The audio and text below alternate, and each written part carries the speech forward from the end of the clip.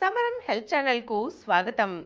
ఈరోజు మనం చెవిలో చప్పుడు ఎందుకని అనే అంశం ద్వారా చెవిలో వినిపించే హోరు వంటి శబ్దాలకు కారణాలేమిటో, వాటికి తీసుకోవలసిన జాగ్రత్తలేమిటో చూద్దాం.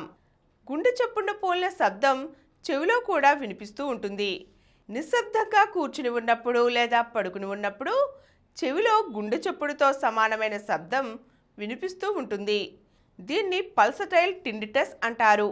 ఇలా నాడి కొట్టుకుంటున్నట్లు తోచే లయబద్ధమైన చప్పుడు కొందరిలో ఒక చెవిలో వినిపించవచ్చు, ఇంకొందరిలో రెండు చెవుల్లోనూ వినిపించవచ్చు.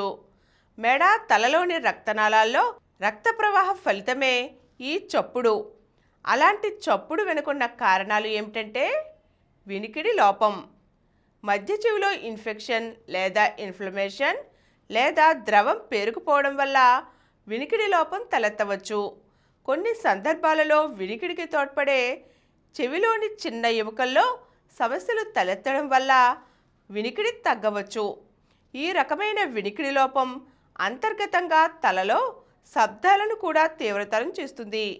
అంటే ఊపిరి తీసుకోవడం, నమలడం, చెవిలోకి రక్త ప్రసార శబ్దాల తీవ్రత పెరుగుతుంది. కరోటిడ్ ధమని వ్యాధి. కరోటిడ్ ధమనుల్లో పేరుకుపోయే కొవ్వుల మూలంగా రక్త ప్రవాహంలో హెచ్చుతగ్గులు చోటు చేసుకుని పల్సేటివ్ టిండిటస్ తలెత్తుతుంది. అధిక రక్తపోటు ఎక్కువగా ఉన్నప్పుడు కరోటిడ్ ధమనిలో రక్త ఉధృతి ఫలితంగా కూడా చెవిలో చప్పుడు మొదలు కావచ్చు.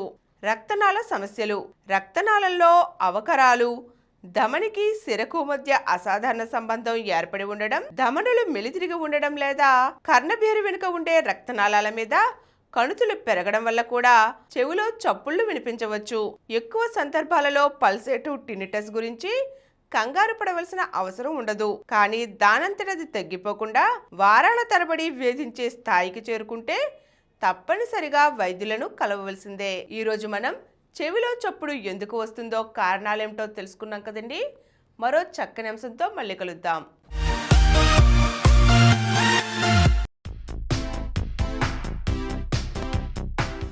ఈ కార్యక్రమం మీకు ఎంతో నచ్చింది కదా.